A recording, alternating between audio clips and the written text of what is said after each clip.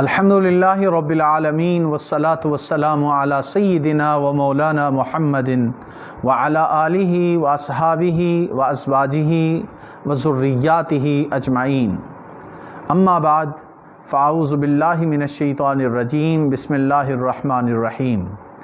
قال اللہ تبارک و تعالی فی القرآن المجید وَأَتِمُّ الْحَجَّ وَالْعُمْرَةَ صدق اللہ مولانا العظیم۔ معزز و محترم خواتین و حضرات، آج کی اس نشست میں ہم حج اور عمرہ کے جو بنیادی مسائل ہیں اس حوالے سے اختصار کے ساتھ گفتگو کرنا چاہتے ہیں۔ حج ارکان اسلام میں وہ بنیادی رکن ہے جسے اللہ رب العزت نے صاحب استطاعت شخص پر زندگی میں ایک بار فرض کیا ہے، اور اس کی ادائیگی کے پورے آداب اور مسائل کو جاننا یہ انتہائی ضروری ہے، کیونکہ یہ زندگی میں ایک بار ہی فرض انسان نے ادا کرنا ہے جو فرض کی حیثیت رکھتا ہے۔ باقی نماز، روزہ، زکوٰۃ ہے تو وہ سال میں انسان ایک بار ادا کرتا ہے۔ باقی نماز ہر روز 5 وقت فرض ہے، زکوٰۃ کی ادائیگی، روزہ سال میں 1 مہینہ فرض ہیں، تو حج پوری زندگی میں ایک بار انسان پر فرض ہے، تو اس کے آداب کو بروئے کار لانا اور ان کا خیال رکھنا یہ انتہائی ضروری ہے، اور اس کو جاننا انتہائی ضروری ہے۔ علماء اور صلحاء نے یہ تاکید کی ہے حج کرنے والوں کو اور عمرہ کرنے والوں کو کہ وہ حتی الامکان کوشش کریں کہ حج کے دوران جو مستحبات ہیں اور سنن ہیں ان کی بھی وہ پابندگی کریں، تاکہ صحیح معنوں میں وہ حج سے بینیفٹ اٹھا سکیں اور فائدہ اٹھا سکیں۔ سفر حج کے وہ آداب کون سے ہیں جن کو انسان کو ملحوظ خاطر رکھنا چاہیے؟ تو سب سے پہلی بنیادی بات یہ ہے کہ حقوق اللہ کی ادائیگی انسان ان کو یقینی طور پہ بنائے کہ جہاں پر انسان نماز، روزہ، زکوٰۃ جیسے اہم فرائض کی ادائیگی میں کوتاہی ہوتی رہتی ہے تو انسان یہ نیت کرے کہ وہ ان کے اندر آئندہ کوتاہی نہیں کرے گا، سچے دل سے توبہ کرے اور ان حقوق اللہ کی ادائیگی کو اپنے اوپر لازم قرار دے کہ باری تعالیٰ مجھ سے جو غلطی کوتاہی ماضی میں ہوتی رہی ہے وہ ہو گئی، لیکن میں آئندہ نیت کرتا ہوں کہ میں آئندہ اس کوتاہی کو اپنی زندگی میں دوبارہ نہیں لاؤں گا۔ تو یہ ایک بڑی بنیادی بات۔ دوسری اہم بات یہ ہے کہ حقوق العباد کی ادائیگی بڑی ضروری ہے۔ کسی کا قرض دینا ہو، کسی کی کوئی امانت آپ کے پاس ہے، کسی کا مال ناحق لیا ہے تو اسے واپس کرے اور معاف کروائے۔ بصورت دیگر اگر وہ بندہ فوت ہو گیا ہے تو وارثوں کا پتہ نہ چلے تو اتنا مال فقیروں کو دے دے۔ یہ ضروری وہ چیزیں ہیں جو حقوق العباد کی ادائیگی کے حوالے سے ایک انسان کو پیش نظر رکھنی چاہیے۔ قصور کو معاف کروانا، اگر کسی کا دل دکھایا ہے، آپ نے کسی کو بے جا تکلیف پہنچائی ہے، غیبت اور چغلی کی ہے، کسی کے امیج کو خراب کرنے کی کوشش کی ہے، تو حج کے سفر پر روانہ ہونے سے پہلے اپنی ان خطاؤں، ان لغزشوں کی اس متعلقہ بندے سے معافی مانگ کے اور قصور کی معافی کروا کے جائیں تاکہ آپ کو مقبول حج کا ثواب مل سکے۔ ایک اور بڑی اہم بات وہ یہ ہے کہ لڑائی اور جھگڑے سے اجتناب کیا جائے، خاص کر کے اس سفر کے دوران، کیونکہ انسان سفر پہ ہوتا ہے اور سفر کے دوران اللہ کے نیک بندوں کے ساتھ لڑائی جھگڑا زیب نہیں دیتا۔ کوئی اونچ نیچ ہو بھی جائے تو معاف کر دینا بہت ضروری ہے۔ صبر، تحمل، برداشت، ان سارے پہلوؤں کو انسان کو پیش نظر رکھنا چاہیے اس سفر حج کے دوران۔ اگر حج پہ جا رہا ہے اور والدین زندہ ہیں تو والدین سے اجازت طلب کرے حج پہ جانے کے لیے، یہ بہت اہم ضروری چیز ہے۔ اور اگر عورت ہے تو وہ اپنے خاوند سے اجازت لے، خاوند کی اجازت کے بغیر اس کا سفر کرنا مکروہ ہوگا۔ عورت کے لیے لازم ہے کہ وہ محرم کے ساتھ سفر کرے، اور اگر وہ محرم کے ساتھ سفر نہیں کرتی تو پھر ہر قدم پر گناہ کی مرتکب ہوگی۔ ان چیزوں کو پیش نظر رکھنا ضروری ہے۔ ایک اور اہم بات کہ اس سفر کے دوران اہل حجاز کا ادب اور احترام، یہ بھی حج کو قبولیت کے درجے میں لانے کے لیے ضروری ہے کہ وہاں پہ آپ حجاز کے بسنے والے اور حرمین شریفین میں بسنے والے لوگوں کا احترام اس کو ملحوظ خاطر رکھیں۔ یہ وہ چند چیزیں ہیں جن کو بجا لانے سے حج کے آداب کا خیال رکھا جا سکتا ہے۔ ایک اور اہم بات یہ ہے کہ جب آپ حج کے یا عمرے کے سفر کا آغاز کریں تو سب سے پہلے اپنے قریبی عزیز و اقارب سے ملاقات کریں، اپنے قصور، اپنی غلطیاں معاف کروائیں اور ان سے دعا کرانے کے بعد پھر اپنا اچھا لباس پہنیں، غسل ہو سکے تو غسل کریں، 4 رکعت نماز نفل ادا کریں اور پھر گھر سے رخصت ہوتے وقت اللہ سے دعا کریں۔ اور وہ دعا کیا کریں کہ اے اللہ تعالیٰ میرے اس سفر کو اپنی بارگاہ میں قبول منظور فرما۔ تو یہ بہت اہم چیز ہے جس کو پیش نظر رکھنا چاہیے۔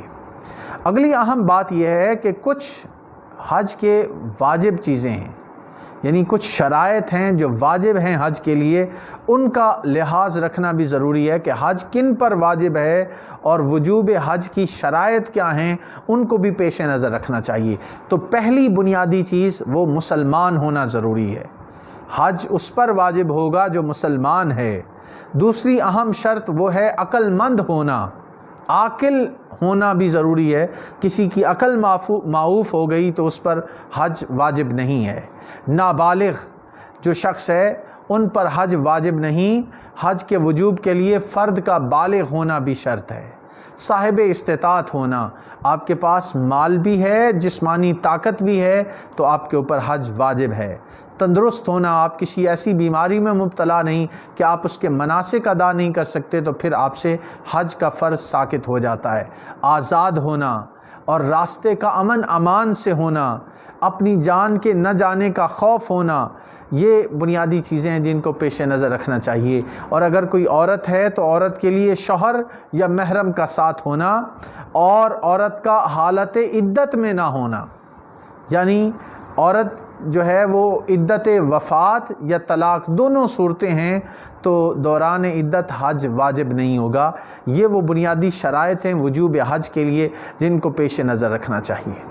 یہاں بات دوست یہ سوال کرتے ہیں کہ حج کی کون سی اقسام ہیں، تو بنیادی طور پہ یہ بات ذہن نشین کر لیجئے کہ حج کی 3 بنیادی طور پہ اقسام ہیں: حج افراد، حج قران اور حج تمتع۔ حج افراد یہ ہے کہ حج کا احرام باندھا جاتا ہے اور عازم حج اس میں عمرہ نہیں کرتا بلکہ وہ صرف حج ہی کر سکتا ہے۔ احرام باندھنے سے حج کے اختتام تک عازم حج کو مسلسل احرام کی شرائط کی پابندی کرنا پڑتی ہے۔ یہ حج افراد ہے، یعنی اس کے اندر وہ صرف حج کر سکتا ہے، اسے حج افراد کہتے ہیں۔ دوسرا حج جو ہے اسے حج قران کہتے ہیں۔